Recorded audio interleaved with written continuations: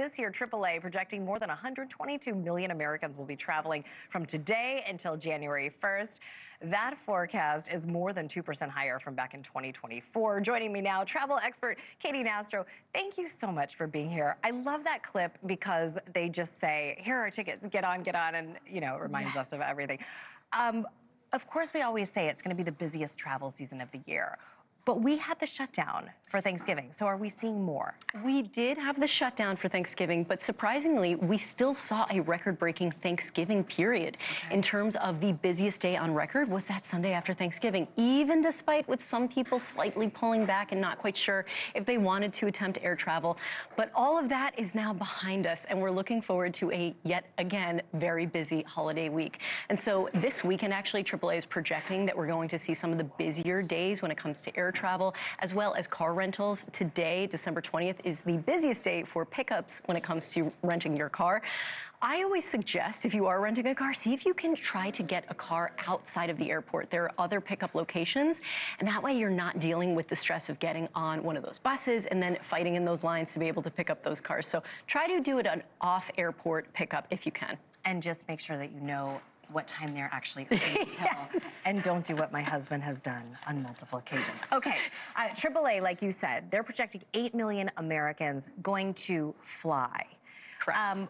This number, that's up, 2.3% from 2024. Are we going to continue to see this trend this year, next year? Yeah, it's interesting. Every year there is always slight increase. The population grows, more people decide they want to travel. Sure. And travel is so much more accessible. The average price of airfare, yes, it's up for the holidays, but in general, when you adjust for inflation, some of the most affordable it's been in decades.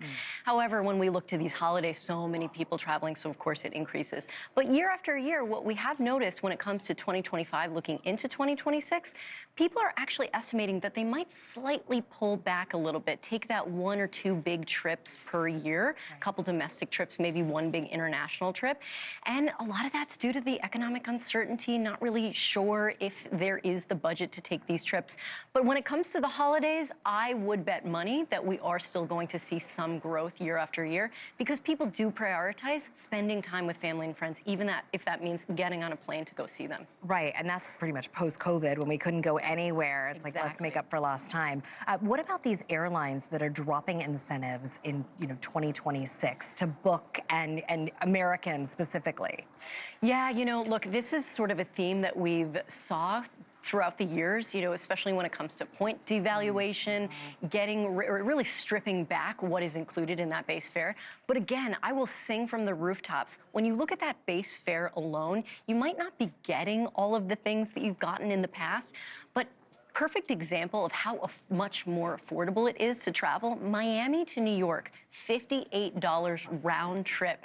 And that is a few hours long flight. To be able to do that a few years ago, or decades ago, I should say, in the 80s, yeah, hundreds and hundreds of dollars. So when we adjust for inflation, so we want to remember that it still is, despite the squeeze, it still is one of the most affordable times to be able to travel. Katy, before we go, tips so you are not the McAllister family. Yes. Running through O'Hare. We want you, obviously, to make sure that you're looking at the traffic before you're even getting and planning your airport experience. Don't forget that Real ID or a Real ID alternate form, passport, passport card, global entry, Nexus, Senza, all of those. As well as we want you to make sure you have a fallback flight in mind. I know there's some bad weather across the country in the West and Midwest. Have a flight in mind. Don't necessarily book it, but if and when you need to make changes, it's name of the game is speed. So you have that flight in mind, you can go on your airline app, and then you can make those changes before someone else grabs that seat.